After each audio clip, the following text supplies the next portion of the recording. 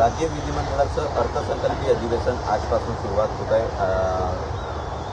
अजितदादांच्या शिवाय हा अधिवेशन असणार आहे। दुर्दैवी विमान अपघात प्रकरणानंतर आपण बघतोय अजितदादांचं निधन झालेलं होतं, त्यानंतर हे अर्थसंकल्पीय अधिवेशन पार पडलं। आजपासून या अधिवेशनाला सुरुवात होते। राज्य विधिमंडळाच्या एकंदरीतच कामकाजाच्या संदर्भात बोलायला गेलं तर आज पहिल्या दिवशी उपमुख्यमंत्री सुनेत्रा पवार यांचा परिचय करून दिला जाणार आहे। त्यानंतर दिवंगत उपमुख्यमंत्री अजित पवार यांना श्रद्धांजली वाहून शोक प्रस्ताव पण सादर केला जाणार आहे। पहिल्याच दिवशी विरोधकांकडून सत्ताधाऱ्यांविरोधात आंदोलन पण केले जाण्याची शक्यता आपण बघितलंय। मागच्या अधिवेशनात पण दररोज विधानभवन पायऱ्यांवरती विरोधक कुठल्या मुद्द्यांवरून सरकारला घेरत असताना पाहायला मिळालं होतं। त्याचीच पुनरावृत्ती आज पण विरोधकांच्या विधानभवन पायऱ्यांवरील आंदोलनांना होऊ शकते। आपण बघितलं गेलं तर आज पहिला दिवस आहे। अर्थसंकल्पीय अधिवेशनाचा पहिला दिवस असून आज राज्यपालांचं अभिभाषण असतं।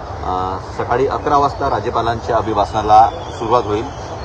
राज्यपाल आचार्य देवव्रत यांच्या अभिभाषणाला सुरुवात झाल्याच्या नंतर मग शोक प्रस्ताव सादर केला जाणार आहे। आपण सुरुवातीपासून जर बघायला गेलं तर या अधिवेशनावर विरोधकांनी चहापानावर बहिष्कार घातला होता। अजित पवारांच्या अपघाताबाबत विविध प्रश्न उपस्थित करत विरोधकांनी एकंदरीत बाणा दाखवून दिला होता।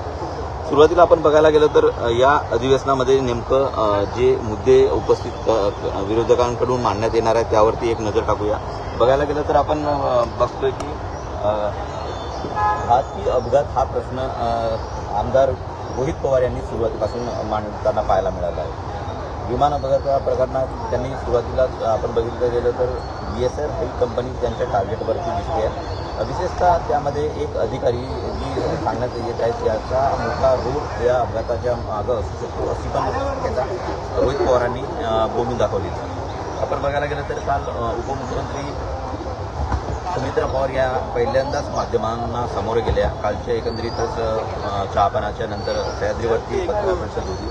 त्या पत्रकार परिषदेमध्ये मुख्यमंत्री देवेंद्र फडणवीस यांनी पहिल्यांदा त्या पत्रकार परिषदेमध्ये बोलण्याचा मान हा उपमुख्यमंत्री सुनेत्रा पवार यांना दिला। कंठ दाटून आलेला होता सुनेत्रा पवारांचा। एकंदरीतच त्यांनी जे निवेदन वाचून दाखवलं त्यामध्ये एकंदरीतच त्यांचा स्वर थोडा हे बघायला मिळाला। तर एकंदरीतच बघायला गेलं तर या अधिवेशनामधून सरकारला विरोधक धारेवर धरण्याची मोठी शक्यता पाहायला मिळते। आज पहिल्याच दिवशी विविध मुद्द्यांवरती सरकारला विरोधक धारेवरती धरतील आहे असं अपेक्षित आहे। 2-3 मुद्दे फार महत्त्वाचे आहेत या अधिवेशनामध्ये। विशेषतः कर्जमाफीचा हा मुद्दा गेल्या अधिवेशनाच्या वेळेस चर्चेला आला होता। माजी आमदार असलेले माजी मंत्री असलेले बच्चू कडू यांनी नागपुरात मुख्यमंत्र्यांच्या होम बीचवरती मोठं आंदोलन केलं होतं। त्यानंतर सत्ताधाऱ्यांनी म्हणजे मुख्यमंत्री देवेंद्र फडणवीस यांनी कर्जमाफीच्या संदर्भात घोषणा केली होती।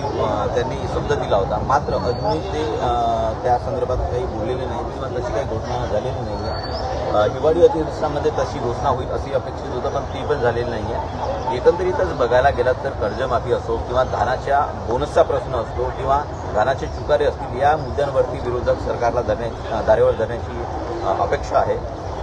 सर्वात महत्त्वाचा मुद्दा आपण बघायला गेला तर मुंडवा जमीन प्रकरणात अजूनही विरोधकांकडून पाहिजे तशा प्रमाणात आवाज उठवण्यात आलेला नाही आहे। या मुद्द्यांवरून काल विरोधकांच्या पत्रकार परिषदेमध्ये पत्रकारांनी मोठे मुद्दे प्रकर्षाने समोर आणलेले होते। त्यावरती आमदार भास्कर जाधव हे आक्रमक होतील अशी अपेक्षा आहे किंवा त्यांच्याकडून तशी अपेक्षा व्यक्त केली जाते। मात्र ज्याप्रमाणे मुंडवा जमीन प्रकरणात सामाजिक कार्यकर्त्या अंजली दमानिया यांनी मतमतांतरे आपली मांडलेली आहेत, त्या सातत्याने हा प्रश्न आक्रमकपणे लावून धरत आहेत, पण विरोधकांकडून तशा प्रकारची एकंदरीतच भूमिका पाहायला मिळत नाही। यावरून पत्रकारांनी भास्कर जाधव आणि विरोधी पक्षातील नेत्यांना धारेवर धरलं होतं। मात्र अजूनही या प्रकरणात एकंदरीतच या अधिवेशनामध्ये नेमकं काय येतं हे पाहणं महत्त्वाचं ठरणार आहे। विरोधी पक्षनेत्यांची निवड ही प्रलंबित राहिलेली आहे। कालच्या विरोधकांच्या पत्रकार परिषदेमध्ये आपण बघायला गेलं तर परिषद असो किंवा विधानसभा असो, सध्या दोन्ही सभागृह हे विरोधी पक्षनेत्याशिवाय चालत आहेत। मोठ्या विधानसभा किंवा विधान परिषदेमध्ये आपण बघायला गेलं तर दिल्लीच्या विधानसभेचा दाखला दिला जातो, ज्यात काही भाजपचे 3 सदस्य होते, मात्र त्यांना विरोधी पक्षनेतेपद देण्यात आलं होतं। मात्र आत्ता सध्या बघायला गेलं तर विरोधी पक्षनेत्यांशिवाय हे अधिवेशन तर पार पाडते की काय अशी शक्यता आहे. काल मुख्यमंत्र्यांना विरोधी पक्षनेते पदावरून विचारल्यानंतर त्यांनी थेट सभापती आणि विधानसभा अध्यक्ष यांच्याकडे बोट दाखवलं होतं. तरी पण आपण बघायला गेलं तर या अधिवेशनामध्ये विरोधी पक्षनेते पदावरून विधानसभा अध्यक्ष राहुल नार्वेकर आणि सभापती राम शिंदे यांची भेट घेण्याची दाट शक्यता आहे. एकंदरीतच या अधिवेशनामध्ये दिवंगत उपमुख्यमंत्री अजित पवार यांनी सलग 11 वेळा अर्थसंकल्प सादर केला. हा त्यांचा 12वा अर्थसंकल्प असला असता मात्र दुर्दैवी निधनानंतर मला ही दुर्दैवी वेळ आली असं मुख्यमंत्र्यांचं कालचं स्टेटमेंट होतं. काल पत्रकार परिषदेमध्ये ते बोलताना मिळालं होते. मात्र उपमुख्यमंत्री अजित पवार यांनी ज्या अपेक्षितनं किंवा ज्या मेहनतीनं ते अर्थसंकल्प सादर करण्याच्या एकंदरीत तयारी केली होती त्या पूर्ण अपेक्षा आम्ही पूर्ण करू. पूर्ण अर्थसंकल्प त्यांच्या अपेक्षेनुसार असेल किंवा मोठ्या संख्येनं सामान्यांची अपेक्षा पूर्ण करणार असेल असं मुख्यमंत्र्यांनी काल पत्रकार परिषदेमध्ये स्टेटमेंट केलं होतं. एकंदरीतच बघायला गेलं तर फार मोठी चर्चा या ठिकाणी पाहायला मिळेल. दिवंगत उपमुख्यमंत्री अजित पवार यांच्या शोक प्रस्तावावरती बरेच नेते भाषण करताना पाहायला मिळतील. मोठा भाऊक क्षण पाहायला मिळेल. तर आपण बघायला गेलं तर आजपासून या अर्थसंकल्पीय अधिवेशनाला सुरुवात होते.